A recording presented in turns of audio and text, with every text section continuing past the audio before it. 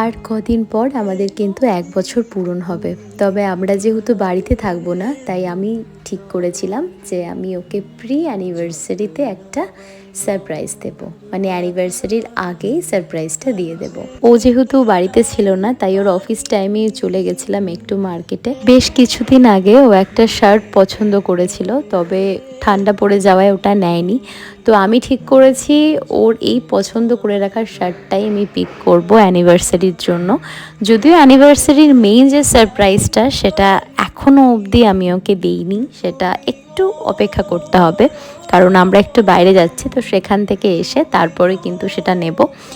আর এখন আমি চলে গেলাম কেক নিতে, কারণ আমি ভাবলাম যে যখন অ্যানিভার্সারিটা আমরা অ্যাডভান্স করছি সেলিব্রেট, তো কেননা কেকটা আমরা নিয়ে নিই।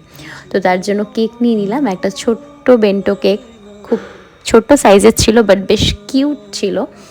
আর এখানে আমি আমার মতন করে একটা লেখা লিখতে বললাম ওনাকে। অনেক কিছু ভাবনা চিন্তা করে মনে হলো এই থেকে যেও এই কথাটা লিখলেই বেশি সুন্দর লাগবে।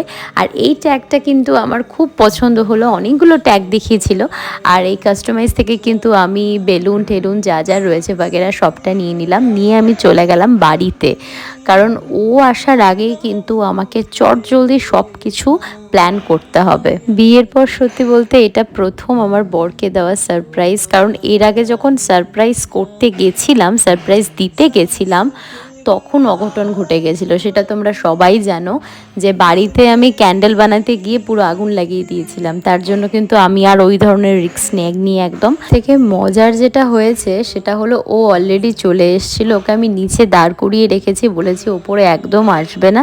আর বেলুন ফোলাতে গিয়ে অনেকগুলো বেলুন ফেটেও গেছিলো, ও হয়তো বুঝতে পেরেছে, আমাকে বলেছে বুঝতে পেরেছিল। তো যাই হোক, যেহেতু আমি ফুল আনতে ভুলে গেছি, তাই গাঁদা দিয়ে এভাবে ডেকোর করেছে। আর এইদিকে দেখো সব কিছু ঠিক করে যখন আমি ওকে নিতে যাব নিচে গিয়ে দেখি অলরেডি ও পেছন পাশের দরজা দিয়ে অলরেডি গেটের সামনে দাঁড়িয়ে গেছে। এত পাজি, ও ঠিক বুঝতে পেরেছে।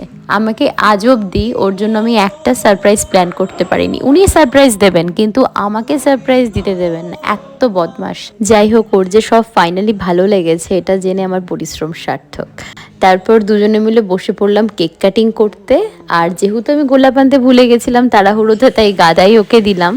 আর তারপর কেক কাটিং করে একে অপরকে কেক খাইয়ে দিয়ে আমি দিয়ে দিলাম ওকে ওর পছন্দ করা সেই শার্টটা। তো প্রথমে তো দেখে ও সত্যি সারপ্রাইজ হয়ে গেছিল, কারণ ও সত্যি গেস করতে পারেনি যে আমি এই শার্টটা নিয়ে আসতে পারি আর সারপ্রাইজ দিতে পারি। তারপর আমরা দুজনে মিলে একটু সময় কাটালাম, ও কিন্তু ছোটো মোটো জিনিসেই খুব হ্যাপি।